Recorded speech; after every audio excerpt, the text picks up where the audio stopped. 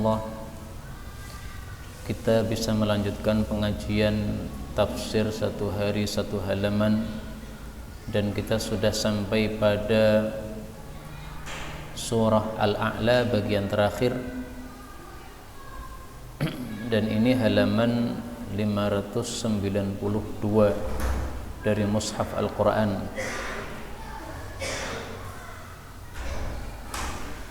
Kita baca dulu ya. A'udzu billahis samii'il 'aliim minasy syaithaanir rajiim min hamzihi wa nafthihi wa nafthihi. Bismillahirrahmanirrahim. Hal ataaka hadithul ghashiyah wujuhun yawma idzin khashi'ah 'amilatun nasibah tusli naran hamiyah تسقي من عين آنية ليس لهم طعام إلا من ضريع لا يسمن ولا يغني من جوع وجوه يومئذ ناعمة لسعيها راضية في جنة عالية لا تسمع فيها لاغية فيها عين جارية فيها سرر مرفوعة وأكواب موضوعة ونمارق مصفوفة وزرابي مبثوثة أفلا ينظرون إلى الإبل كيف خلقت وإلى السماء كيف رفعت وإلى الجبال كيف نصبت وإلى الأرض كيف سطحت فذكر إنما أنت مذكر لست عليهم بمسيطر إلا من تولي وكفر فيعذبه الله العذاب الأكبر إن إلينا إيابهم ثم إن علينا حسابهم. Alhamdulillahi Rabbil Alamin. Allahumma arhamna bil Qur'ani amin. Pada ayat-ayat yang kita baca ini, surat Al-Ghasyiyah, ada beberapa kata bisa dibaca dengan dua bacaan. Ayat 4 tasla, tusla, dua qiraah yang mutawatirah. Terjemahnya berbeda sedikit. Ayat 11 la tasma'u, la tusma'u, la ghiyatan, la ghiyatun. Kemudian bimusaitir, ini tiga bacaan ya. Boleh pakai shad bimusaitir, boleh pakai sin bimusaitir, boleh pakai shad dicampur zain bimuzaitir. Dan ini yang saya lakukan tadi ya, bimuzaitir. Jadi tidak betul-betul zain tapi campuran bimuzaitir. Kemudian ayat 25 iyyabahum, ini yaknya boleh ditasydid, boleh juga tanpa tasydid sebagaimana biasanya. Ini semuanya qiraah mutawatirah yang sumbernya dari Rasulullah sallallahu alaihi wasallam. Adapun foto ini, gambar ini nanti sebagai tafsiran untuk salah satu ayat di dalam surat ini. Allah Subhanahu wa taala mengatakan pada surah Al-A'la, kemarin surah Al-A'la masih belum selesai ya, ayat 16 kita lanjutkan. Allah mengatakan bal, bahkan yu'thirun, mereka mendahulukan, atau tu'thirun, kalian mendahulukan al-hayatad dunya, kehidupan dunia, yaitu daripada akhirat. Padahal wal akhiratu, padahal akhirat itu khairun, lebih baik, maksudnya lebih baik daripada dunia, wa abqa, dan lebih kekal daripada dunia. Inna hadza, sesungguhnya hal ini, lafi, sungguh berada pada as-suhufil ula, lembaran-lembaran yang pertama. Lembarannya siapa? Suhufi Ibrahim, lembaran-lembaran yang diturunkan kepada Nabi Ibrahim, wa Musa, dan juga kepada Nabi Musa alaihi salatu wassalam. Kaum muslimin rahimani wa rahimakumullah, perbedaan inti antara muslim dengan kafir apa?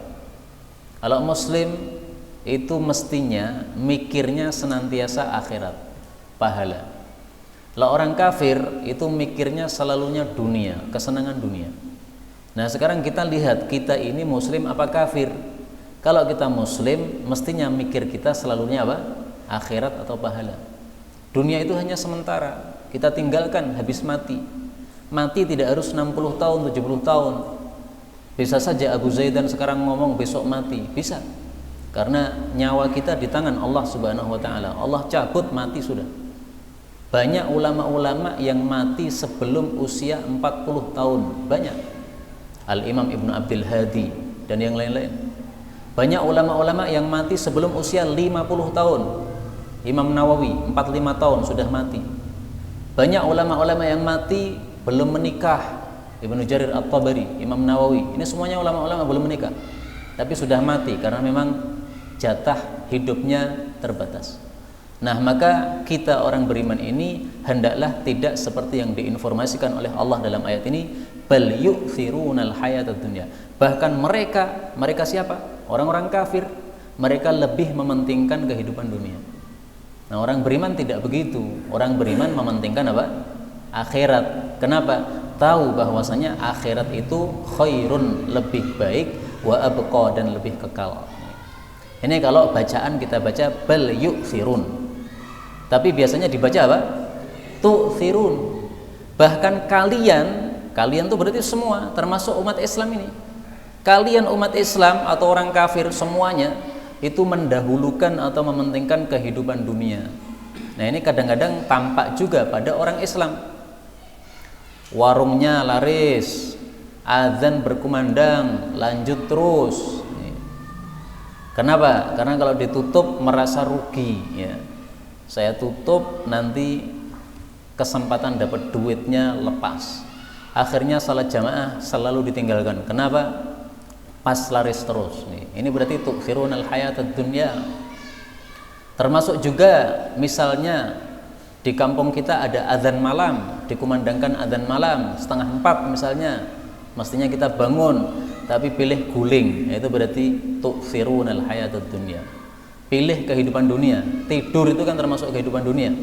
Nah, mestinya kita pilih kehidupan akhirat, bangun, sholat tahajud, ini adalah kehidupan akhirat.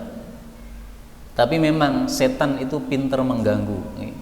Karena itu menurut saya, panjenengan berbeda pendapat nggak apa-apa.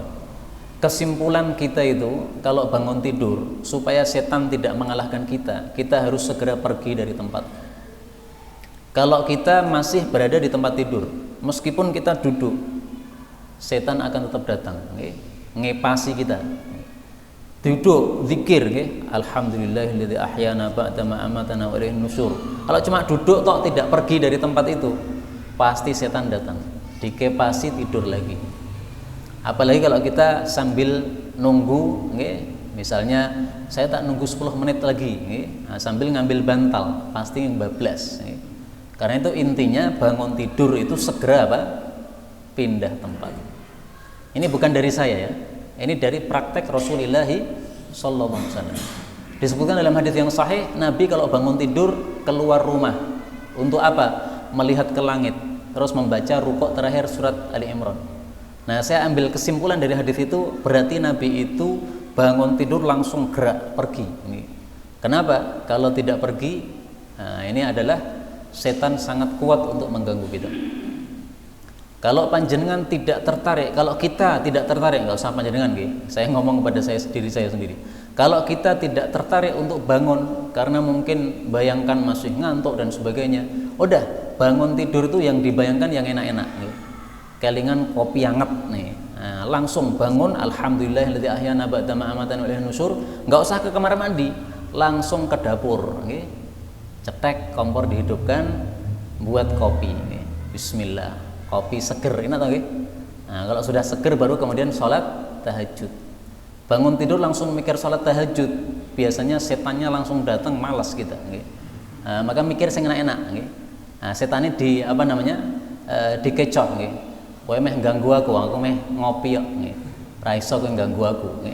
Nah, kita ngopi dulu, seger enak, baru kemudian bismillah sholat. Nah, ini cara kita untuk mengelabui setan, supaya kita tidak termasuk tu'thirunal hayatad dunya, melebihkan atau mendahulukan kehidupan dunia, termasuk tidur, kenyamanan dan sebagainya. Itu adalah kehidupan dunia. Rasulullah sallallahu alaihi wasallam bersabda, iyyaka wattana'um. Hindarilah bersantai-santai, bersenang-senang.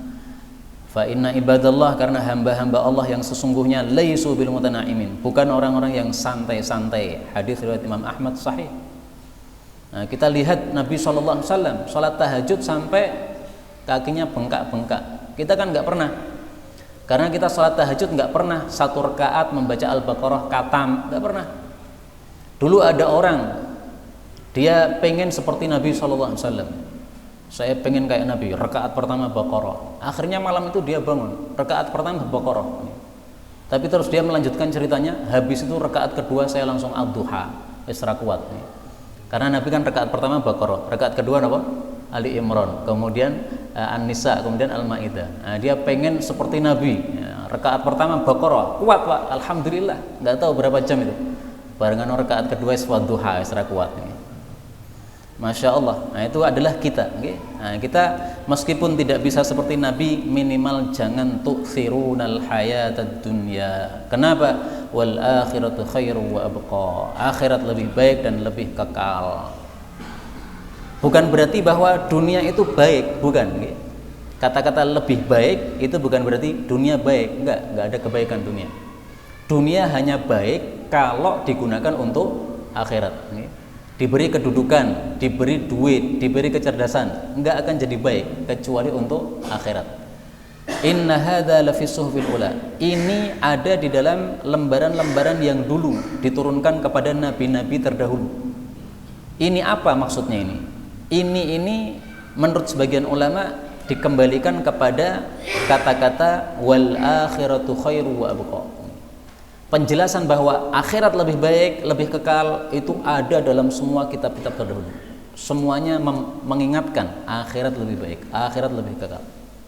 Sebagian ulama mengatakan hadza, ini maksudnya ini yang terkandung dalam surat Al-A'la dari ayat pertama sampai ayat terakhir. Okay? Ini semuanya ada di dalam As-Suhufil Ula. Nah, diceritakan oleh Wahab bin Munabbih bahwa Allah itu menurunkan kepada nabi-nabinya ada 105 lembaran, okay, plus 4 kitab. Nah, 4 kitab yang kita ketahui, Taurat, Injil, Zabur, Quran. Lainnya adalah 105 itu berupa suhuf. Nah, untuk Nabi Ibrahim itu kata dia mendapatkan 20 suhuf dari Allah Subhanahu wa taala. Tapi suhuf-suhuf ini kita nggak ngerti ya, apakah masih tersisa sampai hari ini ataukah sudah diubah sebagaimana kitab-kitab yang lainnya. Ini tafsiran ringkas untuk akhir surah Al-A'la. Kita lanjutkan surah Al-Ghasyiyah. Allah mengatakan, hal ataka, apakah telah datang kepada anda wahai Rasul sallallahu alaihi wasallam hadis berita Al-Ghasyiyah tentang hari apa? Kiamat. Al-Ghasyiyah ini termasuk nama-nama hari kiamat. Hari kiamat namanya sangat banyak sekali. Al-Ghasyiyah, Al-Waqi'ah, Az-Zalzalah, banyak sekali dalam Al-Quran. Kenapa namanya diperbanyak oleh Allah? Orang Arab punya kebiasaan, kalau perkara itu besar, pasti dikasih nama yang banyak. Nah, ini perkara besar, hari kiamat ini. Al-Ghasyiyah artinya apa? Al-Ghasyiyah itu meliputi. Kenapa disebut Ghasyiyah? Karena kiamat ini merata kepada semua tempat, semua orang. Kalau gempa yang kita rasakan kemarin, itu adalah gempa di sebagian tempat saja. Tapi kalau gempa yang di hari kiamat, ini seluruh bumi sak bunder nih kabeh merasakan, semua tempat, semuanya kacau balau, maka disebut Ghasyiyah. Wujuhun, wajah-wajah yauma idzin, pada hari itu khasyi'atun, tunduk. Ini wajahnya orang-orang kafir nanti di akhirat, tunduk. Kenapa tunduk? Amilatun, beramal, nasibatun, lelah, tusla, dimasukkan, atau tasla, dia masuk, naron hamiyah, pada api yang panas. Jadi yang dimaksud tunduk itu maksudnya adalah ngelentruk, sudah rendah, sudah lemas, sudah. Kenapa? Lelah-lelah di dunia beramal banyak, tapi ternyata nol di hadapan Allah Subhanahu wa taala, nggak ada nilai. Kenapa amalnya orang kafir kok nggak ada nilai di hadapan Allah? Karena mereka beramal tanpa memenuhi syarat. Syarat diterimanya amal harus apa? Iman kepada Allah Subhanahu wa taala. Maka orang-orang kafir itu rugi, mereka banyak beramal. Dulu ada tsunami, mereka juga ikut nyumbang untuk tsunami. Mungkin sumbangan orang kafir lebih besar daripada kita umat Islam. Kenapa? Mereka kaya-kaya. Kita umat Islam kan rata-rata nggak kaya. Tapi mereka nyumbang banyak, nasibah, lelah, nggak ada nilai di hadapan Allah Subhanahu wa taala. Kenapa tidak diterima amalnya oleh Allah? Dijawab dalam surat yang lain. Wa ma mana'ahum an tuqbala minhum nafaqatuhum illa annahum kafaru. Surat At-Taubah ayat 54. Tidaklah menghalangi mereka untuk diterimanya nafkah-nafkah, infak-infak mereka, kecuali karena mereka kafir kepada Allah dan Rasulullah sallallahu alaihi wasallam. Maka rugilah orang-orang yang tidak mau Islam. Kalau orang Islam ini serba untung. Kita punya anak kita dewasa, mereka beramal, mereka mendoakan kita, pahala ngalir sama kita. Maka dalam Islam nggak pernah diajari 2 anak cukup, nggak pernah. Itu bukan ajaran Islam. Islam mengajarkan tanakahu takasaru, ya, nikahlah terus supaya banyak keturunannya, mukatsirun bikumul umam, ya, supaya memperbanyak. Itu supaya kita untung terus menerus. Karena amalan yang dilakukan oleh anak-anak kita, amalan baik, ngalir pahalanya sama kita. Allah mengatakan tusqa, diberi minum, min ainin, dari mata air, aniyatin, yang sangat panas.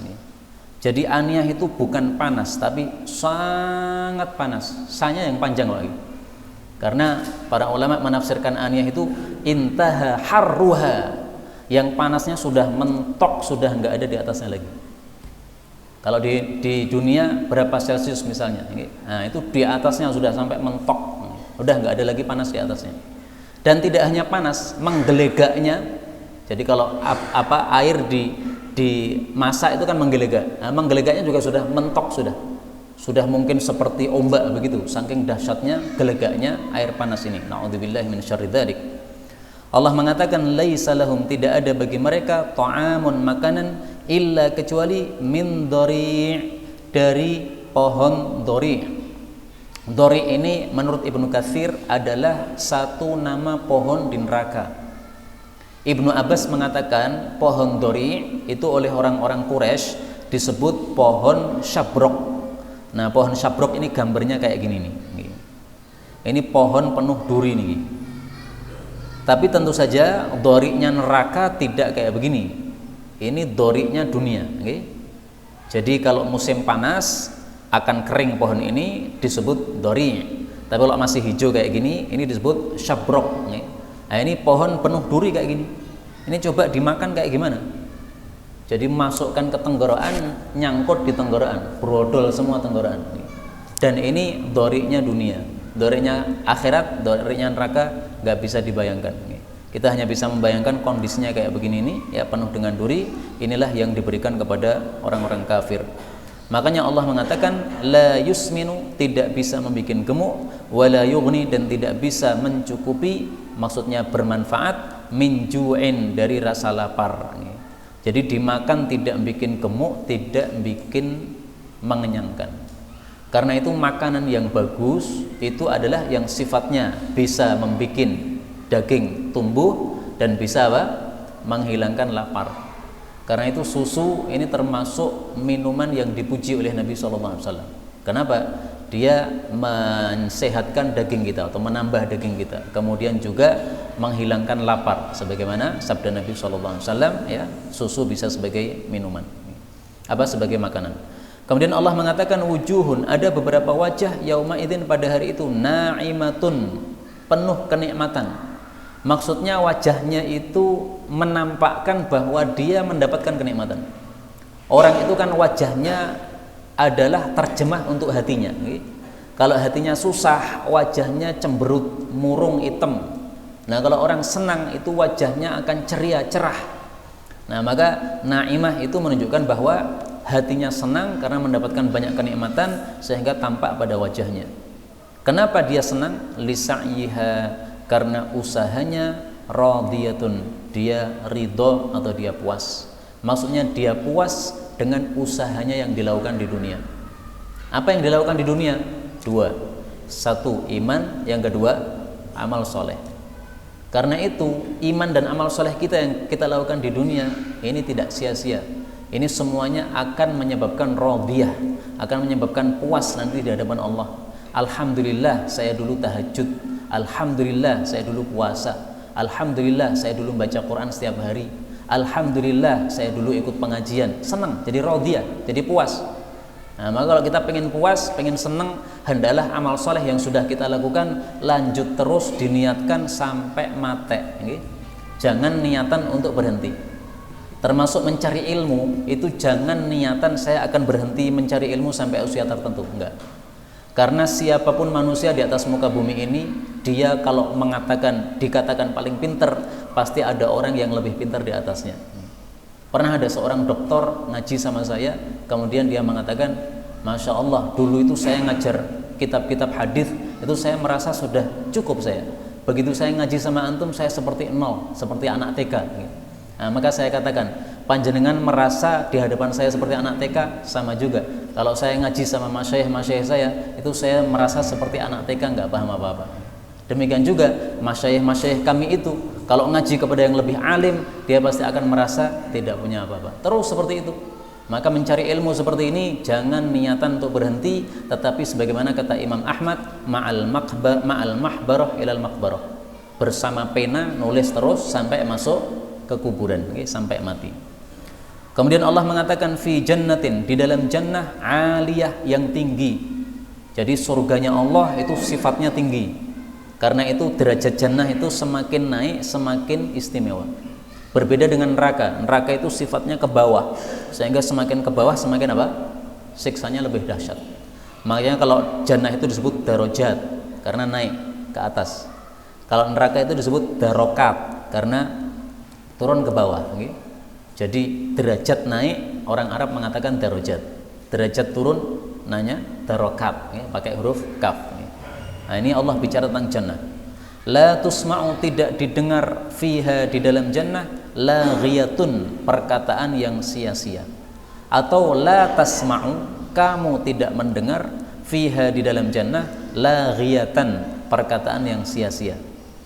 Tasma'u, kamu. Kalau tusma'u, didengar. Kamu mendengar atau tidak didengar, sama aja. Tafsirnya apa ini? Tafsirnya dalam surat yang lain. Allah Subhanahu wa taala mengatakan la laghwun fiha wa la ta'thim, pada surah At-Tur ayat 23. Di jannah tidak ada perkataan lagho, sia-sia, juga tidak ada dosa. Misalnya perkataan bohong, enggak ada dosa. Ghibah, enggak ada dosa. Yang ada apa? Fiha, di dalam jannah, ainun, mata air, jariyatun, yang mengalir. Ini jangan salah paham. Ainun ini meskipun bentuknya mufrad, tetapi bukan berarti satu mata air, tetapi beberapa mata air yang mengalir. Kenapa? Dalam bahasa Arab ini disebut jenis, menunjukkan jenis. Jadi ada mata air, jenis mata air, tapi macam-macamnya sangat banyak sekali. Sebagaimana disebutkan dalam ayat yang lain, Allah Subhanahu wa taala mengatakan tentang sungai-sungai yang ada di dalam jannah. Pada surah Muhammad ayat 15, Allah mengatakan anharum min laban, ada sungai dari susu, min khamrin, ada dari minuman keras, min asal, ada juga dari madu. Maka sebagaimana sungai-sungainya beraneka ragam, maka mata airnya juga apa? Beraneka ragam. Itulah tafsiran Ibnu Katsir. Beliau mengatakan uyu ainun, ini adalah beberapa mata air yang banyak, jariyah, yang mengalir. Fiha, di dalamnya, di dalam jannah, sururun, ada tempat tidur, marfu'atun, yang ditinggikan. Nah, orang mungkin bertanya, wah, kalau ditinggikan malah susah. Saya tuh di rumah kalau ada tempat tidur pendek seneng saya, tapi kalau naik harus ke lantai kedua, ya tempat tidurnya tumpuk nih, males saya. Nah, maka dalam jannah kok ada sesuatu yang bikin malesnya gimana? Nah, jangan membayangkan surga seperti dunia. Pokoknya semua yang ada di surga itu semuanya tidak ada yang sama dengan dunia kecuali nama tok saja. Namanya mangga, namanya anggur, namanya apel. Tapi kalau dimakan itu tidak akan sama. Bahkan keunikan-keunikan dalam jannah nanti akan kita baca juga di sini. Salah satunya keunikan jannah adalah buah dalam satu pohon itu antara satu buah dengan buah yang lainnya rasanya pasti semuanya berbeda, sehingga nggak ada bosan. Kalau kita di dunia pasti bosan, kenapa? Karena makan anggur enak, metik lagi enak, tapi setelah lama kenyang jadi nggak enak, akhirnya kita tinggalkan karena rasanya sama aja, nggak ada beda. Nah, kalau di sana tidak ada yang sama malahan. Nah, maka marfu'ah di sini para ulama tafsir mengatakan ini adalah dipan-dipan yang tinggi, tetapi kalau orangnya mau naik itu tiba-tiba langsung turun sendiri, otomatis. Mosok ada dipan otomatis. Loh, di dunia saja ada otomatis. Misalnya pintu, ada pintu pinter. Kita mau masuk, tiba-tiba pintunya membuka diri sendiri. Kita nggak usah ngomong, saya mau masuk, dia udah pinter. Kalau di dunia saja bisa, apalagi di dalam jannah. Nah, ini dipan yang belum ada di dunia kayak gini. Dipan yang kalau kita datang langsung turun. Ada nggak, Pak? Saya belum ngerti nih. Kalaupun ada pasti miliaran nih. Wa akwabun, dan gelas-gelas maudhu'ah yang diletakkan. Ini bukan berarti gelas kosong gitu, enggak. Gelas ada isinya, karena di dunia itu, di dalam surga itu tidak ada lelah sama sekali. Sehingga tidak mungkin kita disiapi gelas kosong, harus ngecor ke dewe, buka sendiri, enggak ada itu. Semuanya sudah disiapkan. Wa namariku, dan bantal-bantal masfufah yang dibaris. Maksudnya bantalnya itu banyak sekali. Jadi kalau kita berada dimanapun dalam surga ini, kita bisa layah-layah enak. Para ulama mengatakan kenapa? Karena orang beriman itu dulu di dunianya lelah untuk tahajud, lelah untuk ngaji, lelah untuk ngajar, lelah untuk amal soleh. Duitnya banyak yang datang, minta infak ini, minta wakaf ini, minta infak ini, lelah ngasih terus. Nah, itu lelahnya di dunia dibayar oleh Allah dengan apa? Kenikmatan di akhirat. Karena itu tinggal milih. Silahkan di dunia milih apa? Milih lelah, nanti dibayar enak. Sebaliknya kalau di dunia pilih enak, santai-santai kayak orang kafir, nggak mikir agama sama sekali, nggak mikir akhirat sama sekali, maka nanti akan dibikin lelah di akhirat di dalam neraka. Na'udzubillahi min syarri dzalik. Karena itu apapun amal soleh yang sudah bisa kita lakukan, tolong dijaga betul-betul sampai kita mendapatkan husnul khatimah. Wazarabiyu, dan permadani mabthuthah yang dihamparkan. Maksudnya dihamparkan, kata Ibnu Katsir, huna wa huna, di mana-mana ada permadani. Nah, ini termasuk kenikmatan ini, Pak. Tidak seperti di masjid ini, kademen, nggih napa mboten? Kademen, nggih, enggak ada bantal sehingga nempel tembok atos, nggih. Tapi alhamdulillah memang sengaja di masjid ini dibikin adem, dibikin enggak ada bantalnya, gen orang ngantuk yang pengajian, nggih. Karena kalau dikasih bantal ngantuk semua, nggih. Kemudian Allah mengatakan, afala yanzurun, apakah mereka tidak melihat, ilal ibil, kepada unta-unta, kaifa khuliqat, bagaimana unta itu diciptakan, wa ilas samai, dan kepada langit, kaifa, bagaimana rufi'at, ditinggikan, wa ilal jibali, dan kepada gunung, kaifa, bagaimana nusibat, ditancapkan, wa ilal ardi, dan kepada bumi, kaifa, bagaimana sutihat, dihamparkan. Padahal bulat, tetapi kita berada dimanapun terasa terhampar. Ini Allah bicara kepada orang-orang Arab. Orang Arab tunggangannya apa? Onta. Dan orang Arab kalau sedang perjalanan di padang pasir, itu dia dalam kondisi bisa merenung apa yang ada di sekitar dia. Kalau dia melihat ke bawah, ada onta, dia tunggangi, menyampaikan ke tempat yang dia tuju. Kalau melihat ke atas, ada langit. Melihat ke bawah, ada bumi. Atau ke depan. Melihat ke depan juga ada gunung-gunung. Nah, maka Allah menyuruh orang Arab ini untuk memperhatikan apa yang ada di sekitar dia. Karena itu surah Al-Qadhi kadang-kadang mengatakan, ukhruju bina, mari kita keluar rumah. Untuk apa, wahai imam? Untuk melihat kekuasaan Allah. Melihat onta, melihat langit, melihat gunung, melihat bumi. Pernah salah satu guru saya pagi-pagi itu sambil jalan-jalan santai, sambil seperti merenung. Maka saya sapa, lagi mikir nopo niki Ustaz? Maka beliau mengatakan, lagi moco ayat. Maksudnya membaca ayat-ayat kauniyah, ayat-ayat tanda kekuasaan Allah Subhanahu wa taala. Jadi membaca ayat tidak hanya ayat Quran.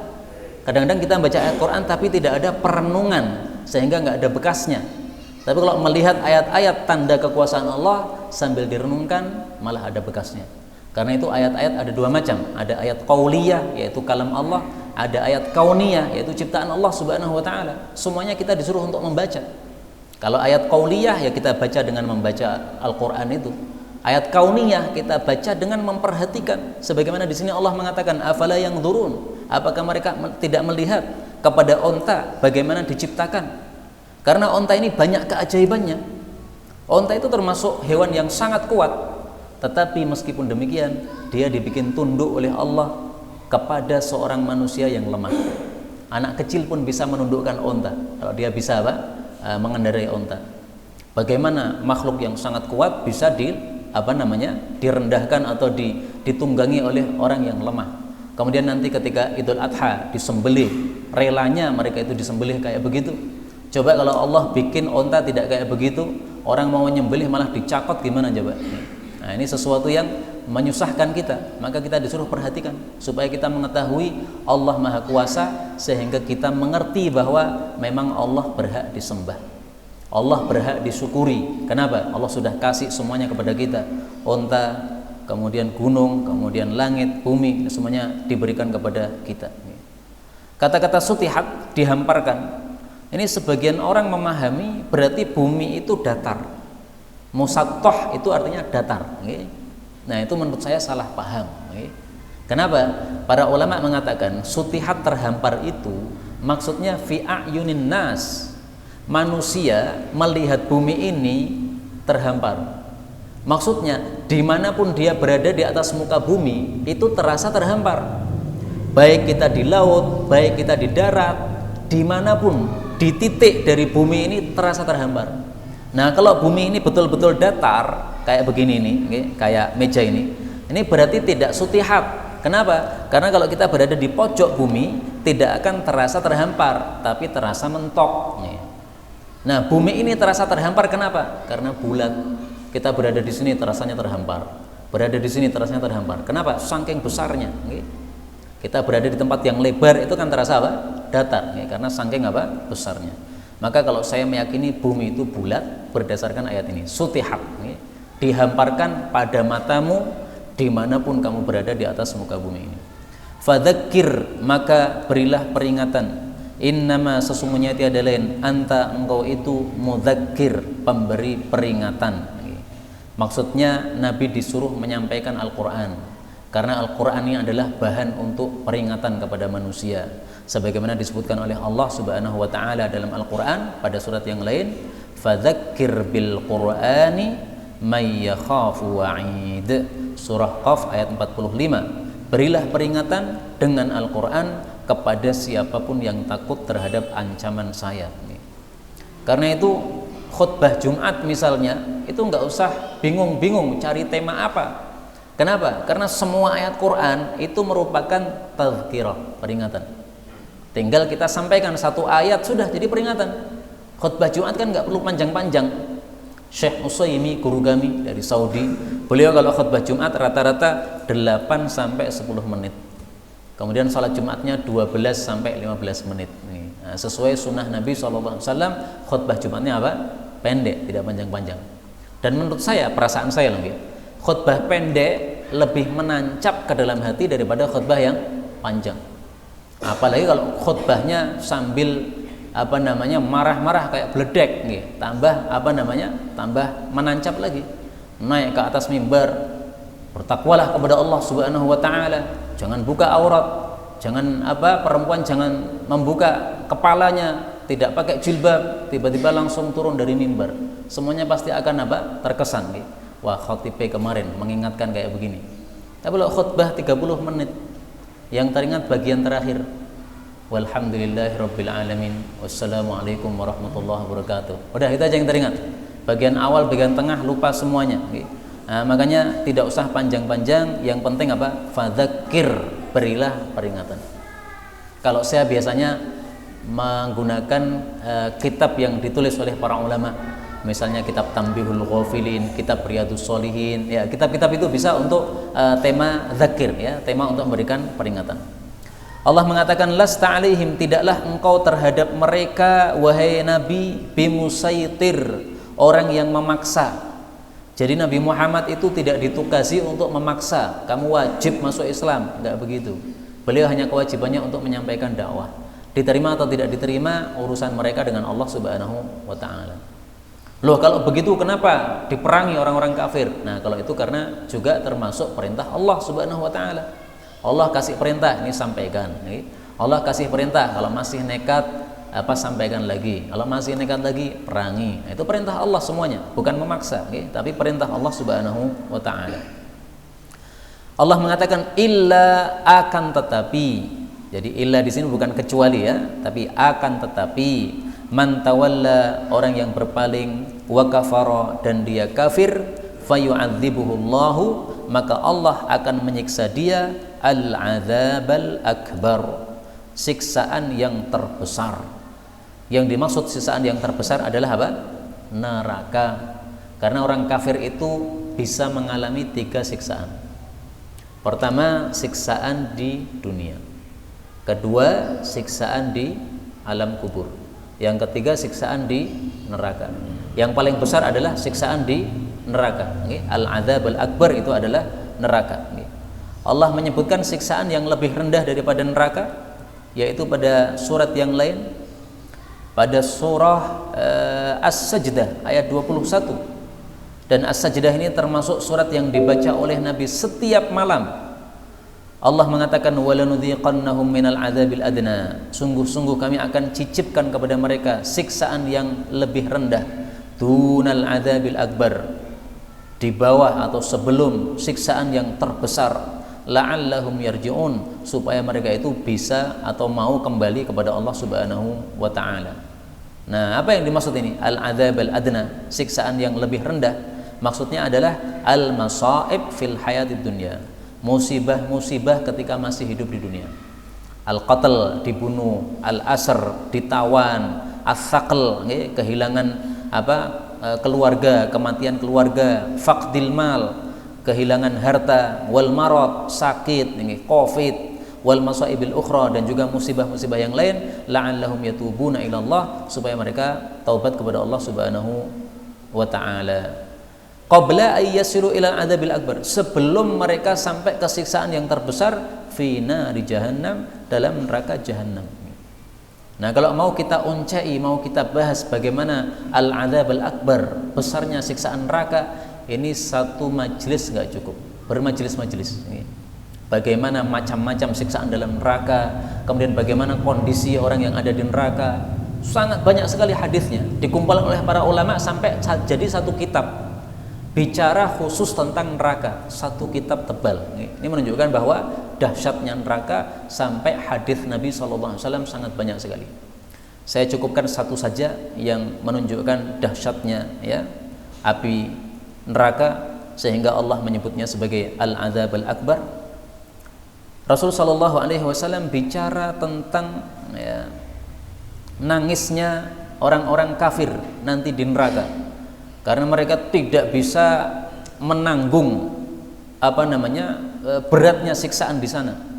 Maka Nabi mengatakan yursalul buka ala ahlin nar, penghuni neraka dibikin nangis, fayabkun, maka mereka menangis, hatta tanqati'ad dumu, sampai akhirnya mata airnya habis. Bayangkan Pak, orang nangis sampai dahsyatnya sampai mata air kering, kayak apa itu? Tsumma yabkunad dam, akhirnya yang keluar adalah darah. Jadi nangis darah, ada di dunia nangis darah. Masya Allah, ini termasuk keajaiban di akhirat nih, nangis darah.